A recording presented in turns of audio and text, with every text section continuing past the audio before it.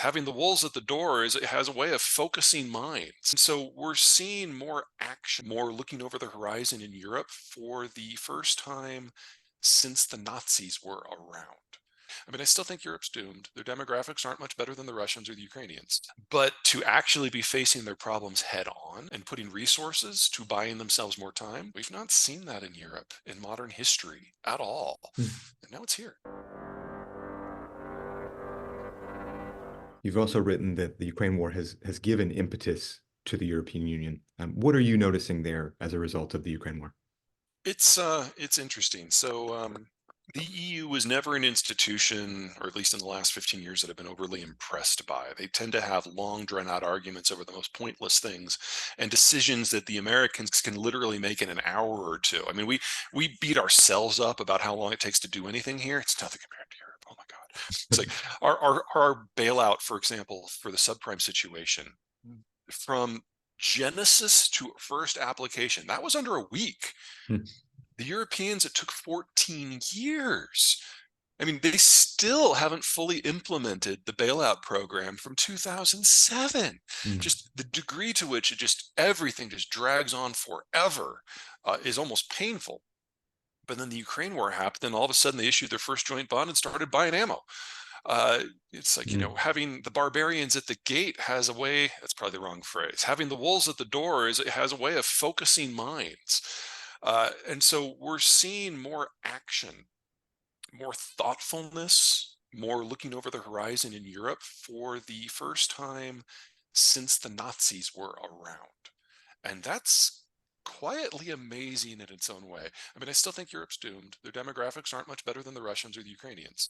And this is still a bit of a starvation diet as once you consider things like deglobalization. But to actually be facing their problems head on and putting resources to buying themselves more time, we've not seen that in Europe in modern history at all. Hmm. And now it's here. Yeah. Let's talk a little bit more about those threats to Europe that you're talking about, the demographics, the changes in the economy. You've also written, quote, Europe will still die. Yeah. What will be the end if they seem to keep moving on despite Brexit, despite these changes? There's a thousand ways that they can.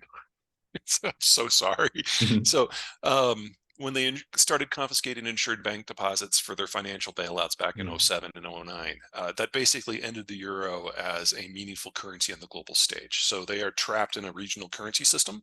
Their demographic situation means that they're no longer consumption-based society. It's all about exports, but their demographics have now aged to the point that the exports are in danger because they're losing their workforce. A lot of the countries in Europe, Germany at the top of the list, were convinced that history was over, so you can get your energy from wherever you want. So they got it all from Russia. That's now gone to zero, and the replacement supplies aren't nearly as inexpensive. So we're looking at a complete collapse of the industrial model in Germany. It's not just Germany. Germany is the center of a manufacturing hub that involves Belgium, the Netherlands, Denmark, Austria, Switzerland, Poland, Czech Republic, Slovakia, and Hungary and Romania. That all dies without the Germans. And the French were never in the EU for economic integration. It was about strategic power. And so they've never integrated their economic system. So they're, I don't want to say fine, but they're in much better shape.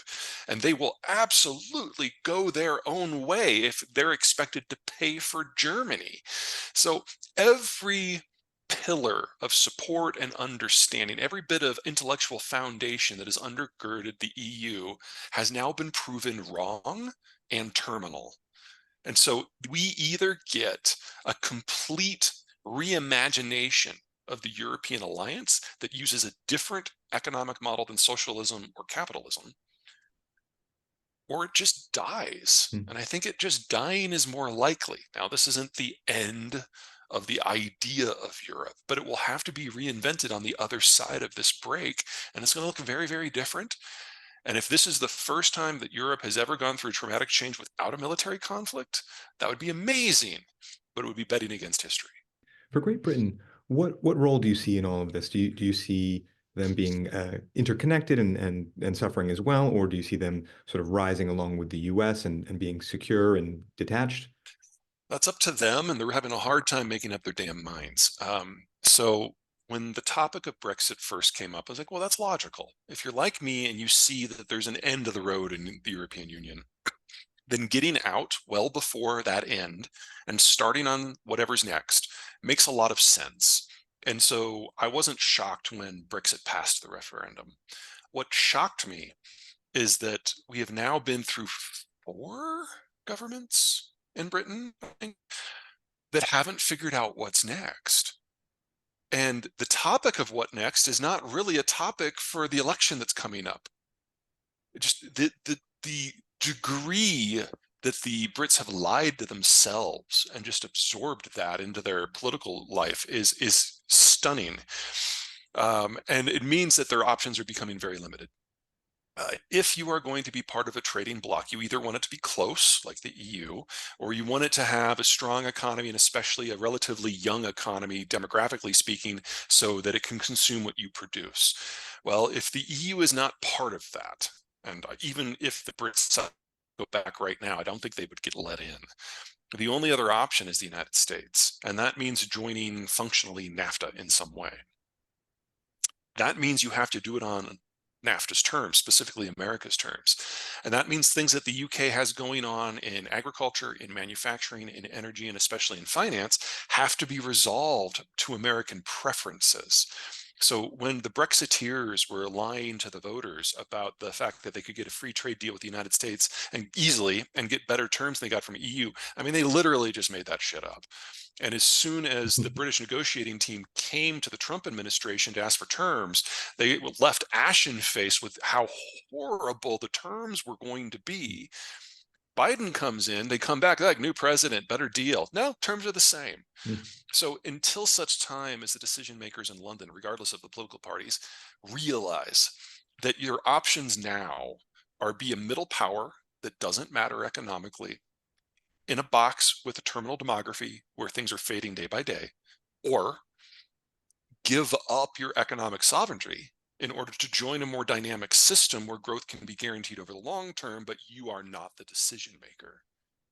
I mean, that's a tough decision, I'll admit it, but they should have seen this coming 8 years ago.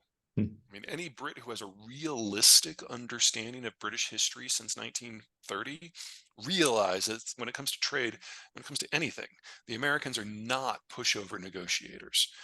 But they chose to ignore that.